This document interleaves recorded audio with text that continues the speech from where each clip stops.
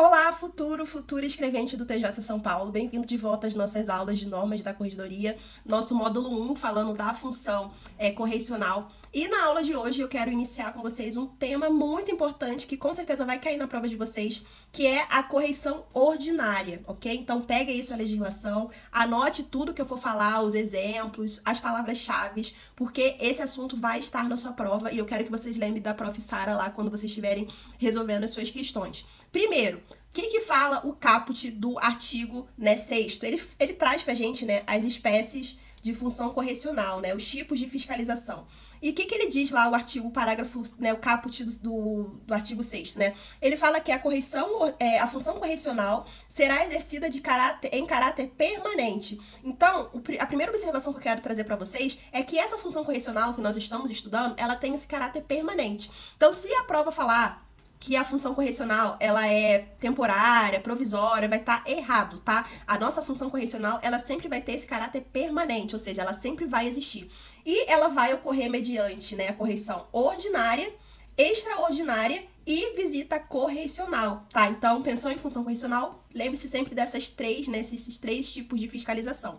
E dando um pulo lá, no artigo 8º, parágrafo 2º, ele diz que o juiz corregedor permanente, ou seja, a autoridade que vai realizar essas correções, ele seguirá o termo padrão de correção disponibilizado pela Corregedoria Geral de Justiça, Então, quando o juiz corregedor, ele fizer, essa fiscalização, ele tem que seguir esse termo padrão disponibilizado, elaborado pela Corregedoria Geral da Justiça. Vamos lá, vamos para pela nossa correção ordinária. O parágrafo 1º do artigo 6º diz o seguinte, que a correção ordinária consiste na fiscalização prevista e efetivada segundo estas normas e leis de organização judiciária. Então, pensou em correção ordinária, lembre-se sempre que ela é uma fiscalização prevista e efetivada, ou seja, existem procedimentos aí dentro da norma da corregedoria, como que vai ser, realizada essa fiscalização, que ocorre lá, de forma detalhada lá no nosso artigo 8º, Ele fala do procedimento da correção ordinária. E esse artigo fala o seguinte, e esse artigo é muito importante, cai muito em prova. O juiz corregedor permanente efetuará uma vez por ano, de preferência no mês de dezembro, correção ordinária em todas as serventias, repartições e demais estabelecimentos sujeitos à sua fiscalização correcional, lavando-se o correspondente termo no livro próprio. Primeiro, o que eu fiz? Eu coloquei aqui, em caixa alta, em amarelo, como eu sempre faço, os pontos importantes desse artigo. Então, assim, uma vez por ano, preferencialmente no mês de dezembro, é uma coisa que o examinador adora fazer pegadinha. Então, cuidado com esses trechos que eu coloquei em amarelo, não erre na sua prova. Revisando, assim, de forma mais didática. O juiz corregedor permanente, ele vai realizar a correção ordinária uma vez por ano, ou seja, é uma fiscalização anual. Então, o juiz corregedor permanente, ele vai realizar aí essa fiscalização de forma anual, preferencialmente no mês de dezembro. Eu até coloquei de vermelho aqui em cima. É preferencialmente em dezembro. Então, se o examinador falar que a correção ordinária, ela vai ocorrer, deve ocorrer em dezembro, vai estar errado, porque a própria norma da corregedoria traz que essa fiscalização, ela vai ocorrer preferencialmente no mês de dezembro, tá? E essa correção, ela abrange todas as serventias e estabelecimentos sob fiscalização correcional do juiz. E após a correção, vai se lavrar termo no livro específico. Lá no título de livros e classificadores, nós vamos estudar esse livro específico de correção. Então, larga sua caneta, preste atenção aqui no que a prof. Sara vai explicar. Lá na primeira aula, eu falei para vocês que eu trabalhei com o juiz corregedor permanente. Quando chegou ali próximo de dezembro, a UPJ começou a se movimentar ali em relação à correção ordinária. E a fiscalização ordinária, nessa UPJ que eu trabalhei, com esse juiz corregedor, aconteceu em dezembro. Então, assim, a corregedoria decidiu que, ali na UPJ que eu trabalhava no Foro Central, ia acontecer em dezembro, mas poderia acontecer em qualquer mês do ano. Mas, enfim, decidiram que iria acontecer em dezembro. O que acontece? O juiz corregedor, o juiz de direito que eu trabalhava, que também era juiz corregedor permanente, final do ano, ele foi lá e fez a fiscalização, ele seguiu os termos, o termo padrão estabelecido, elaborado pela Corregedoria Geral de Justiça, foi lá, fiscalizou, lavrou em termo, o termo em livro próprio e enviou para a Corregedoria Geral de Justiça. Lembra que na primeira aula eu falei pra vocês que a corregedoria é como se fosse a nossa mãe no TJ de São Paulo? Lembra lá o exemplo que eu dei? Enfim, lembra, quando vocês forem pensar na correção ordinária, lembra que é como se fosse um check-up. Uma mãe, né, uma boa mãe ali, eu lembro que minha mãe, quando eu era pequena, uma vez por ano ali, ela me levava no médico para fazer o check-up geral ali da minha saúde. Então, a Corregedoria Geral, por ser a nossa mãe do TJ de São Paulo, ela também faz isso, ela faz uma fiscalização anual para saber como que tá aquela unidade judiciária, se aquela unidade, aquele serviço, ele está sendo prestado conforme estabelecido pelas normas. Então, pensou na correção ordinária, lembre-se, a Corregedoria Geral é a nossa mãe e uma vez por ano ela faz esse check-up para ver se realmente está sendo tudo feito ali conforme determinado nas normas, ok? Então, tenha bem em mente esse slide que eu estou mostrando para vocês, porque vai cair na sua prova. Um segundo ponto importante sobre correção ordinária é o anúncio da correção. Lá no parágrafo 1º, a gente viu que é uma fiscalização prevista e efetivada. Então, essa correção ela tem que ser anunciada de forma prévia, né? O que diz aqui o parágrafo 1º? Que a correção ordinária será anunciada por edital, afixado no átrio do fórum, né? Ou seja, lá na paredinha, no caso da UPJ, né? Publicado no Diário de Justiça Eletrônico, com pelo menos 15 dias de antecedência, bem como comunicado à Ordem dos Advogados do Brasil da respectiva subseção. Então, eu esquematizei aqui embaixo para vocês o que vocês precisam lembrar sobre essa comunicação. Primeiro, essa comunicação ela vai ocorrer por meio de um edital, fixado no átrio do fórum ou, né, publicado no DJE. Temos um prazo que né, esse edital ele tem que ser publicado com antecedência mínima de 15 dias, grave esse prazo. E nós temos aqui a comunicação à OAB da respectiva subseção. Então, não é a OAB sede de São Paulo, tá? É a OAB da respectiva subseção. Então, pensou no comunicado dessa fiscalização, lembre-se desses 3 pontos: edital, prazo e comunicação.